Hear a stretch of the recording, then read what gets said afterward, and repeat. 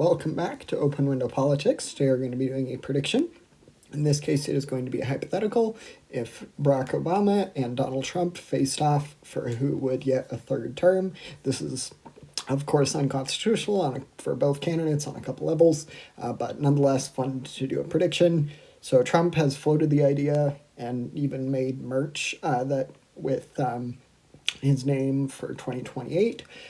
I don't think this will actually happen, but it has been floated that potentially Vance would run as president with Trump as vice president, and then Vance would drop out, leaving Trump, they would win. Anyhow, it's a long, most likely, almost certainly not true way of doing things, but it is going to be fun to do an election between Trump and Obama. So we'll start out, we've got all the safe, likely, and lean states character. Well, actually, there might be a few other lean states. We'll start with Nevada. I'm going to add a lean characterization and a tilt. Yeah, all right.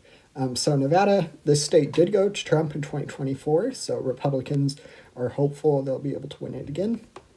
Ultimately, I think if it were between these two candidates, that it would result in a lean blue victory for Obama. So that's going to be 6 electoral college votes there. And then we get to Arizona. In Arizona, I'm going to put this in the tilt column. So this state, of course, did go to Biden in 2020. So Democrats are also hopeful that they can win it again on the presidential level. The state did go pretty far back to the right in 2024 when the state went to Trump by the biggest margin of all the swing states.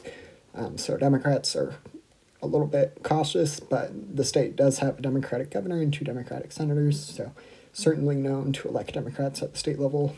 And then we get to a district here in Nebraska. I'm going to put this into the lean blue rating. So this district here in the Omaha region of Nebraska even went to Harris in 2024, which was a really bad election year for Democrats. So I could see this, and she won it by, if I remember correctly, like 3 to 5 points. So I think if the election were between Trump and Obama, that Obama would probably be able to improve on that margin, especially with the more favorable overall national environment for Democrats. We've seen Democrats outperform in virtually every election since the 2024 election in all the special elections. And it'll be interesting to see what happens in the midterms. That can give us an idea as well. But for now, that district there in Omaha is going to be in the lean blue rating. And then I'll actually go down to the south now. I'm going to put the state of Georgia into the tilt blue column. So that's going to be 16 more electoral college votes for Obama. And then North Carolina, I think I'm actually going to put in the other party's column. I'm going to put that in Trump's column. So used to saying J.D. Vance. So that's going to be 16 votes for Trump. And then we get to the 3 Rust Belt states. These are really going to be the ones that determine the presidency. Let's see here, we can do some hypothetical. If Trump were to win all 3, it would be just more than enough electoral college votes to secure the presidency.